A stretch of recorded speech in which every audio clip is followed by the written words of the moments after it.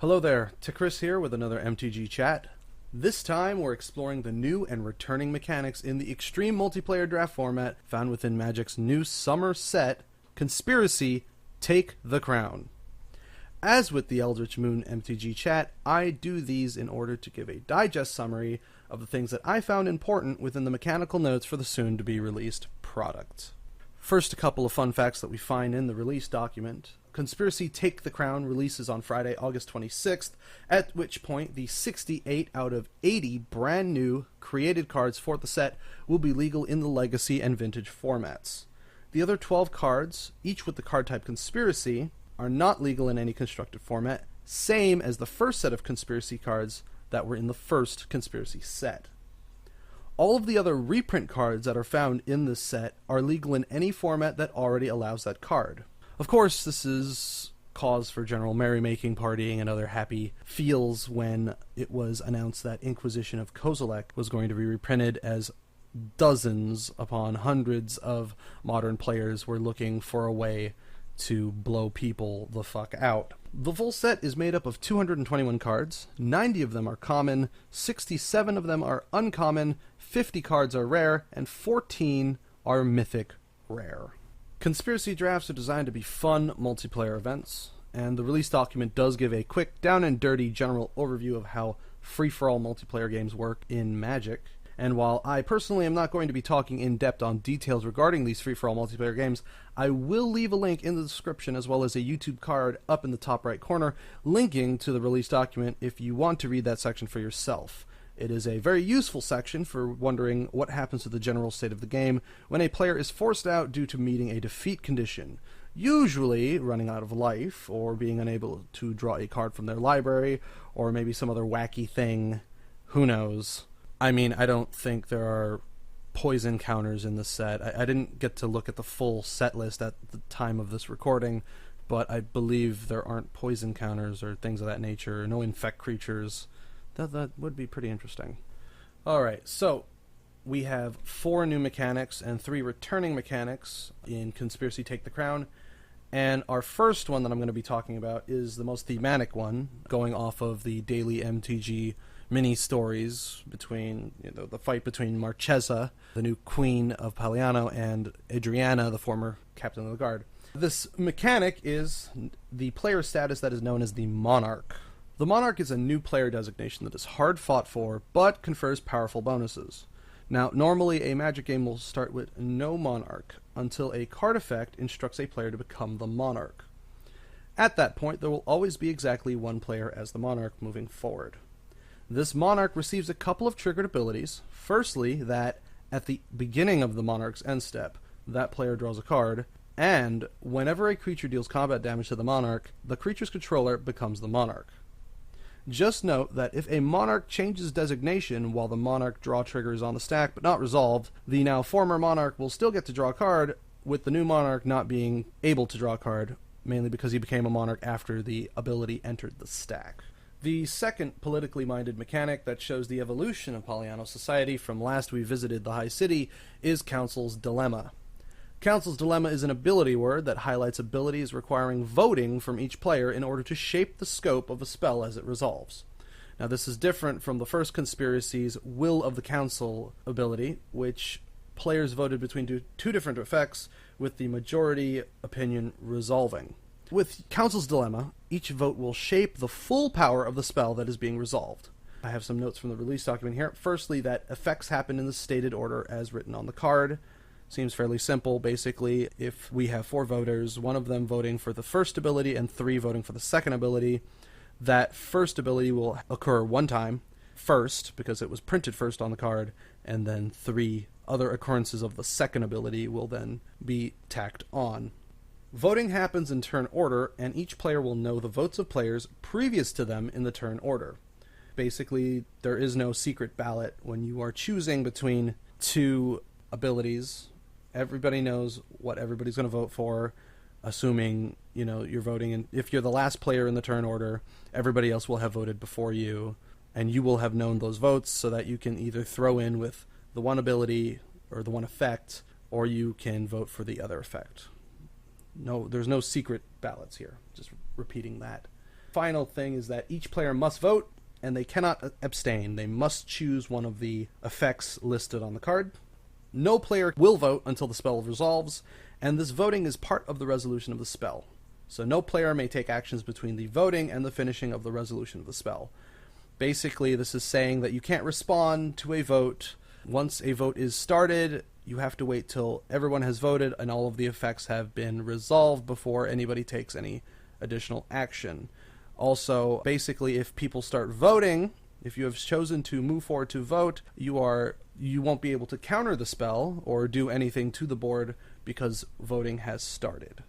The next two mechanics involve the combat phase, namely the things that happen when creatures attack, as well as restrictions on what creatures could attack or where they need to attack. The first mechanic is melee. Melee is an ability that rewards an attacking player for attacking multiple opponents during a combat. The text of melee is, whenever this creature attacks, it gets +1/+1 until end of turn for each opponent you attacked with a creature this combat. From the release document, we have a few notes here. The first is, these bonuses are determined as the melee ability resolves. They're applied in a similar way that abilities like Exalted apply during the combat phase. You declare your attackers, and then these triggered abilities will get placed on the stack and resolve at that time. This is, of course, assuming normal timing and priority allowances as per the stack. So say you attacked with a creature at melee to other creatures to other opponents, an opponent can choose to burn or kill a melee creature before it gains its power and toughness bonuses from the melee ability. Melee will trigger when a creature with melee attacks a planeswalker. You won't gain any bonuses off of attacking a bunch of differently owned planeswalkers. You must attack that planeswalker's controller to be eligible for that +1/+1 bonus per player. Essentially, if I was in a 4-player free-for-all match and everybody controlled the planeswalker and I sent my melee creatures to only attack the planeswalkers, maybe I had three melee creatures, and each of them attacked a different planeswalker, none of my creatures would gain a melee bonus because I am not attacking players, I am attacking planeswalkers. Therefore, melee will not trigger. Now, say I had 6 creatures, all of them melee, and 3 of them attacked each of my opponents, and the other 3 attacked each of my opponent's planeswalkers. I would get the bonus because I am attacking players as well as attacking planeswalkers. So I would get that +3/+3 boost to my power and toughness. Creatures that enter the battlefield tapped and attacking as a result of an attack trigger, such as cards like Hanvir Garrison or Hanvir the Writhing Township or Kalia of the Vast, will not count towards melee. Neither will melee trigger off of melee creatures entering the battlefield tapped and attacking. The thing that came to mind was tokens that entered the battlefield tapped and attacking as an effect of Flame Rush Rider, for example.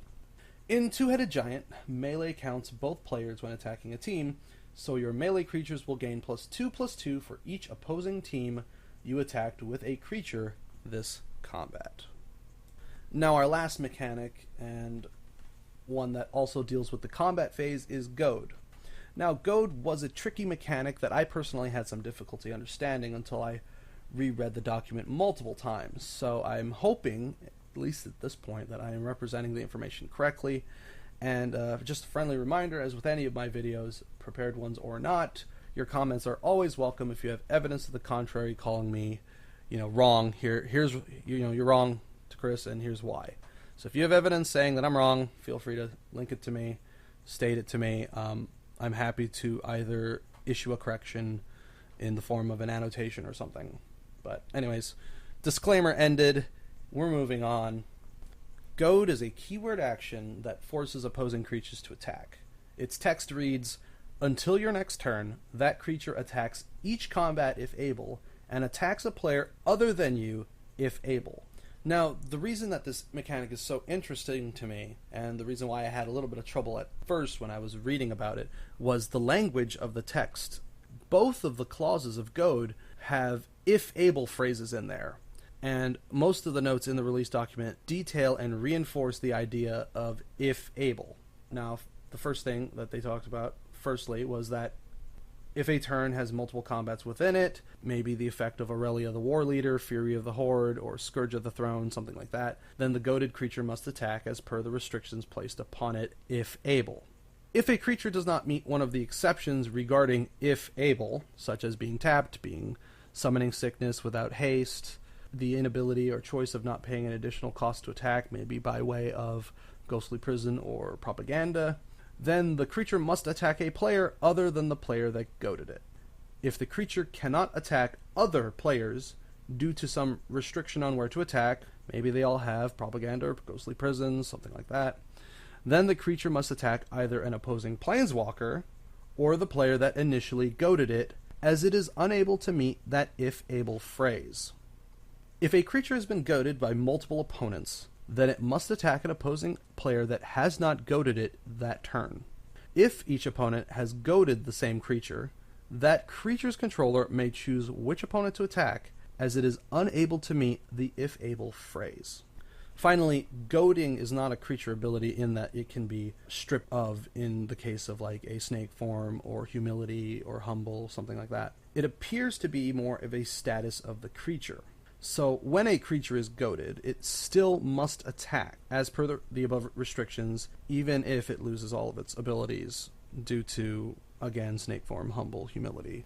Now, joining these 4 new mechanics are 3 returning mechanics for those who are familiar with the conspiracy drafts. First off, and this is the mechanic that I personally love the most about conspiracy, is draft mechanics. They function only during a conspiracy draft, and they can be found on cards of varying types, and each of these drafting abilities will instruct you to do something during the draft. For example, maybe they'll ask you to draft a card face up, or reveal cards as you draft them, or maybe even note information as you draft them. Maybe the number of cards drafted in that round, plus the one that you are drafting, or something like that.